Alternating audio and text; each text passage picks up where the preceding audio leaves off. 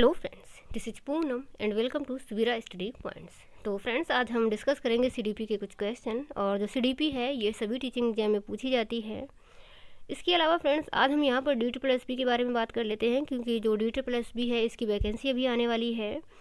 और DSSB में जो सीडीपी है ये 100 नंबर की पूछी जाती है, जिसमें से आपके 50 नंबर जो सीडीपी से रिलेटेड क्वेश्चन होते हैं वो पूछे जाते हैं और 50 नंबर पेडागोजी पूछी जाती है। तो इस तरीके से 100 नंबर की आपसे सीडीपी पूछी जाएगी।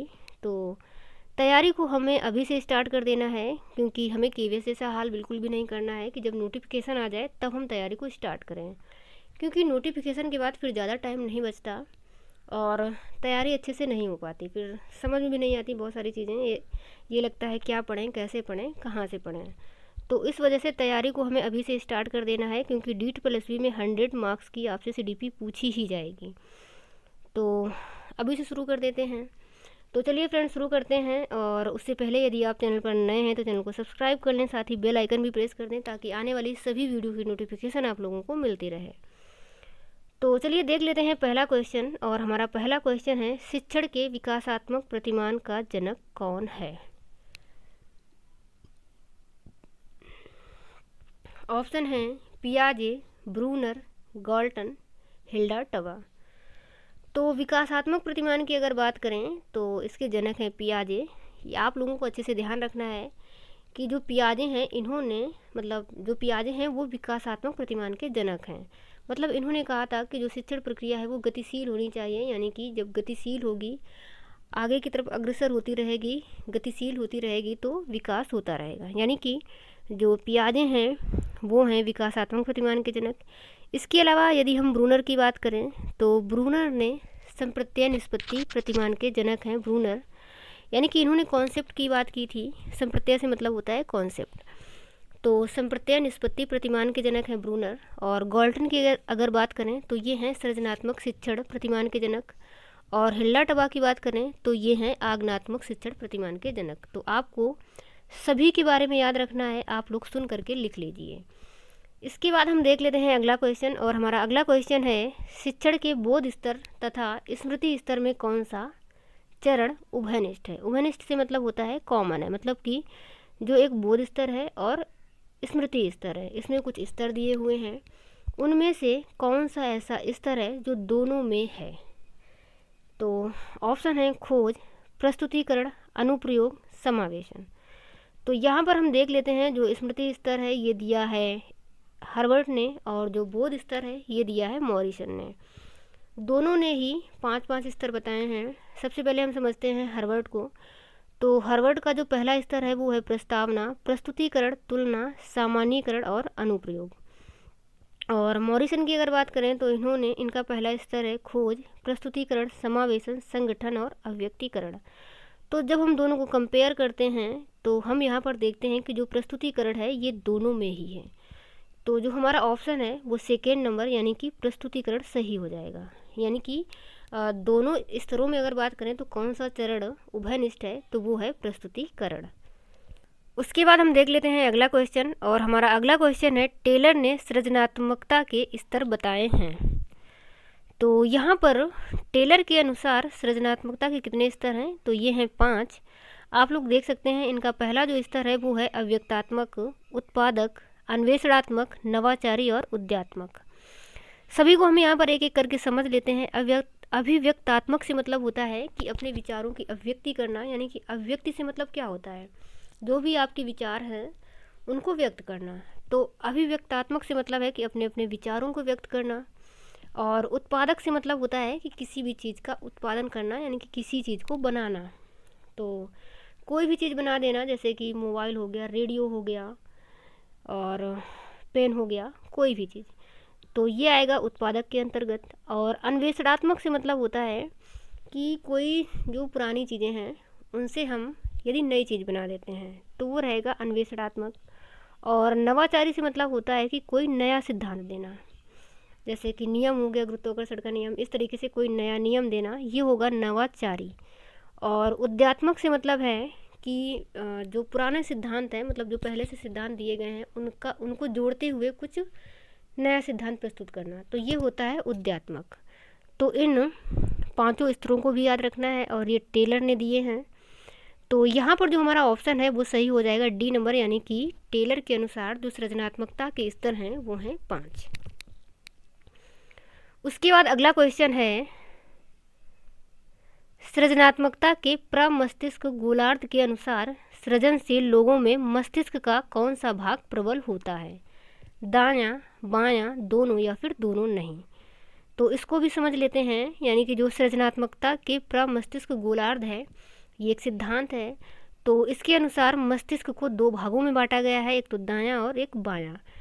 तो जो व्यक्ति सृजनशील होते हैं उनका दायां भाग अधिक प्रबल होता है, और जो व्यक्ति तार्किक होते हैं, यानी कि जिनके अंदर तार्किक क्षमता अधिक पाई जाती है, तार्किकता पाई जाती है, तो उनका जो बायां भाग है वो अधिक प्रबल होता है। तो यहाँ पर सृजनशील के बारे में पूछा गया है, इसलिए जो हमारा ऑप्शन है वो पहला वाला यानी कि दायां सही हो जाएगा। उसके बाद हम देख लेते हैं अगला क्वेश्चन, और हमारा अगला क्वेश्चन है, निम्न में से टॉलमैन ने कौन सा सिद्धांत दिया है? RS theory, SR theory, SS theory या फिर एसओआर थ्योरी? तो अगर आरएस की बात करें तो ये दी है स्किनर ने, और एसआर की बात करें तो ये दी है थॉर्नडाइक ने, और एसओआर की बात करें तो ये दी है वुडवर्थ ने, और एसएस जो थ्योरी है ये दी हुई है टॉलमैन ने। एसएस से मतलब है इन्होंने उद्दीपक उद्दीपक सिद्धांत दिया है। आरएस से मतलब यानी कि अनुक्रिया उद्दीपक सिद्धांत, उद्दीपक अनुक्रिया, और यहाँ पर उद्दीपक, और आर जो है वो अनुक्रिया हो जाएगी, और ओ से मतलब है कि कोई वस्तु या प्राणी। तो यहाँ पर जो हमारा ऑप्शन है वो सही हो जाएगा, सी नंबर, यानी कि एसएस थ्योरी। इसके अलावा जो टॉलमैन का सिद्धांत है वो चिन्ह अधिगम का सिद्धांत है, तो ये भी आपको याद रखना है। अब हम देख लेते हैं अगला क्वेश्चन, और हमारा अगला क्वेश्चन है, मनोविज्ञान के किस संप्रदाय को हार्मिकवाद कहते हैं? संरचनावाद, व्यवहारवाद, उद्देश्यवाद या फिर मानवतावाद? तो अगर हम ये बात करें कि हार्मिकवाद किस संप्रदाय को कहते हैं, तो ये कहते हैं उद्देश्यवाद को। ये आपको याद रखना है कि ये हार्मिकवाद कहते हैं उद्देश्यवाद को। इसके अलावा यदि हम संरचनावाद की बात करें कि संरचनावाद के जनक कौन हैं, तो ये है विलियम वुंट, और व्यवहारवाद के जनक हैं वॉटसन, और उद्देश्यवाद के जनक कौन हैं, तो उद्देश्यवाद के जनक हैं मैकडूगल। मतलब जो मैकडूगल ने मूल प्रवृत्ति का सिद्धांत दिया था, तो उसी में उन्होंने बताया था कि जो हमारे अंदर की मूल प्रवृत्तियाँ होती हैं, संवेग होते हैं, तो जब भी संवेग उत्पन्न होते हैं तो वो किसी न किसी मूल प्रवृत्ति के कारण उत्पन्न होते हैं। तो मतलब वो संवेगों के उत्पन्न होने का कोई ना कोई उद्देश्य होता है, ऐसे ही कोई संवेग उत्पन्न नहीं होता। तो इस वजह से उद्देश्यवाद के जो जनक हैं वो हैं विलियम मैकडूगल, और मानवतावाद के हैं मैस्लो।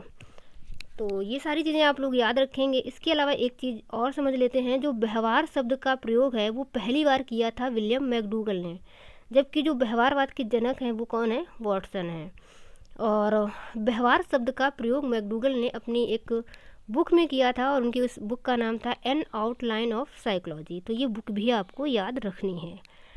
तो चलिए फ्रेंड्स, देख लेते हैं अगला क्वेश्चन, और हमारा अगला क्वेश्चन है, साइकोलॉजी शब्द का पहला प्रयोग किसने किया? अरस्तु, प्लेटो, पंपोनोजी, रुडोल्फ गोल्काय? तो साइकोलॉजी शब्द का सर्वप्रथम प्रयोग किया था रुडोल्फ गोल्काय ने, इसको आपको याद रखना है। उसके बाद हम देख लेते हैं अगला क्वेश्चन, और हमारा अगला क्वेश्चन है, अभिप्रेरणा का द्विकारक सिद्धांत किसने दिया? हार्लो, मैस्लो, हजबर्ग या फिर मैकडूगल ने? तो इसको भी हम सभी को समझ लेते हैं। जो हार्लो ने दिया है ये दिया है आंतरिक प्रेरणा का सिद्धांत, और मैस्लो ने दिया है पदानुक्रमित मांग का सिद्धांत, और मैकडूगल ने मूल प्रवृत्ति, अभी हमने पीछे बताया, और बुद्धि का द्विकारक सिद्धांत। यहाँ पर ये लिखा है अभिप्रेरणा का द्विकारक सिद्धांत, तो कन्फ्यूज नहीं होना है थोड़ा सा कि कभी यदि बुद्धि का द्विकारक पूछ दिया जाए तो बुद्धि का द्विकारक सिद्धांत दिया है स्पीयरमैन ने, और संवेग का द्विकारक सिद्धांत दिया है एबिंगहास, सेक्टर एबिंगहास ने। तो ये भी याद रखना है कि बुद्धि का द्विकारक और संवेग का द्विकारक। बट यहाँ पर पूछा गया है कि अभिप्रेरणा का द्विकारक। तो हार्लो के बारे में हमने बता दिया, मैस्लो के भी बारे में बता दिया, साथ ही मैकडूगल के भी बारे में बता दिया। तो जो अभिप्रेरणा का द्विकारक सिद्धांत है ये दिया है हजबर्ग ने, यानी कि ऑप्शन हमारा सी नंबर सही हो जाएगा। उसके बाद हम देख लेते हैं अगला क्वेश्चन, और हमारा अगला क्वेश्चन, मूल प्रवृत्ति शब्द का पहला प्रयोग किसने किया था? William James, Skinner, Watson, McDougall ने। तो मूल प्रवृत्ति शब्द की अगर बात करें कि इसका पहला प्रयोग किसने किया था, तो ये किया था विलियम जेम्स ने। यहाँ पर मैकडूगल को लेकर के कंफ्यूज बिल्कुल भी नहीं होना है, क्योंकि मैकडूगल ने मूल प्रवृत्ति शब्द का पहले प्रयोग नहीं किया था, बल्कि उन्होंने मूल प्रवृत्ति का सिद्धांत दिया था। तो प्रयोग यहाँ पर पूछा जा रहा है, इसलिए हमारा जो ऑप्शन है वो पहला वाला यानी कि विलियम जेम्स सही हो जाएगा। उसके बाद अगला क्वेश्चन, तुम भोजन कर लो, मैं भूखा रह लेता हूँ। यह कथन लॉरेंस कोहल वर्ग की किस अवस्था में आएगा? अच्छा लड़का अच्छी लड़की अवस्था, कानून एवं व्यवस्था अवस्था, सामाजिक अनुबंध अवस्था, सार्वभौमिक नैतिकता अवस्था। तो जो लॉरेंस कोहल वर्ग हैं, इनके अकॉर्डिंग यदि मतलब तुम भोजन कर लो, मैं भूखा रह लेता हूँ, तो ये आएगा सार्वभौमिक नैतिकता के अंदर, यानी कि कोई बहुत ही नैतिकता वाला व्यक्ति होगा जो ऐसा कहेगा कि तुम भोजन कर लो, मैं भूखा रह लेता हूँ। नहीं तो यहाँ पर तो मतलब सभी अपना अपना भला ही चाहते हैं, नॉर्मली ऐसा ही होता है। तो इतना नैतिक यानी कि सार्वभौमिक नैतिकता के अंतर्गत ये आएगा। तो ऑप्शन हमारा डी नंबर सही हो जाएगा। उसके बाद देख लेते हैं अगला क्वेश्चन, भाषा विकास में भाषा सापेक्षता का सिद्धांत किसने दिया है? लीवोर्फ, चॉम्स्की, स्किनर, पावलोव। तो भाषा सापेक्षता का सिद्धांत दिया है लीवोर्फ ने, इसको आप लोग याद रखेंगे, यानी कि ऑप्शन हमारा ए नंबर सही हो जाएगा। इसको हमने पढ़ाया हुआ है पिछले वीडियोज में, जिसने भी देखी होगी तो उसको पता होगा कि जो भाषा सापेक्षता का सिद्धांत है ये किसने दिया है, ये दिया है लीवोर्फ ने।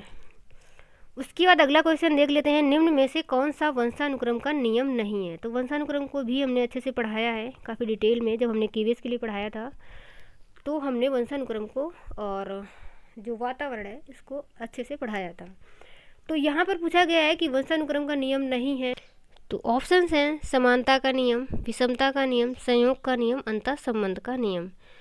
तो यहाँ पर पूछा गया है कि वंशानुक्रम का नियम कौन सा नहीं है, तो समानता का नियम भी है, विषमता का नियम भी है और संयोग का नियम भी है। जबकि जो अंतः संबंध का नियम होता है ये विकास का नियम होता है, मतलब जो हमारा विकास होता है तो आपस में शारीरिक विकास, मानसिक विकास, संवेगात्मक विकास, ये आपस में अंतः संबंधित रहता है। यानी कि जिसका शारीरिक विकास अच्छा है उसका मानसिक विकास भी अच्छा होगा, संवेगात्मक विकास भी अच्छा होगा, यानी कि सारी चीज़ें आपस में जुड़ी हुई रहती हैं। तो ये सारी चीज़ें आपस में एक दूसरे को प्रभावित करती हैं। तो जो विकास का नियम होता है, मतलब जो अंतः संबंध का नियम है, ये विकास का नियम है, जबकि ये तीनों वंशानुक्रम के नियम हैं। तो यहाँ पर नहीं वाला पूछा गया है, यानी कि ऑप्शन हमारा डी नंबर सही हो जाएगा, क्योंकि ये वंशानुक्रम का नियम नहीं है और ये है विकास का नियम। उसके बाद हम देख लेते हैं अगला क्वेश्चन, और हमारा अगला क्वेश्चन है, एक विद्यार्थी गुणन के सवालों को हल करना सीखती है, वह अपने जोड़ के पूर्व ज्ञान का प्रयोग करती है, इस प्रकार के अधिगम अंतरण को क्या कहा जाता है? धनात्मक अंतरण, क्षैतिज अंतरण, ऊर्ध्व अंतरण, द्विपार्श्विक अंतरण। तो सबसे पहले यदि कोई छात्रा है वह अपने जोड़ के पूर्व ज्ञान का प्रयोग करती है, किसमें? गुणा के सवालों में। मतलब जब वह गुणा के सवालों को लगाती है तो उसे क्योंकि जोड़ना पहले से आता है तो जोड़ना वह गुणा के सवालों में भी यूज करती है। तो ये किस प्रकार का अधिगम अंतरण होगा? तो देखिए, जब भी यदि आप पूर्व ज्ञान का प्रयोग किसी नई चीज़ को सीखने में करते हैं तो वहाँ पर धनात्मक तो होता ही है, लेकिन यहाँ पर एक और ऑप्शन दिया हुआ है ऊर्ध्व अंतरण। तो यदि आप छोटी चीज़ से कोई बड़ी चीज़, मतलब किसी भी छोटी चीज़ का यूज आप बड़ी चीज़ में करते हैं तो वहाँ पर होता है ऊर्ध्व अंतरण। तो यहाँ पर जो हमारा ऑप्शन है वो सी नंबर सही हो जाएगा। यदि ऑप्शन में ऊर्ध्व अंतरण नहीं होता तो हमारा धनात्मक सही होता, लेकिन यहाँ पर जो सटीक आंसर है वो ऊर्ध्व अंतरण रहेगा, यानी कि ऑप्शन हमारा सी नंबर सही हो जाएगा।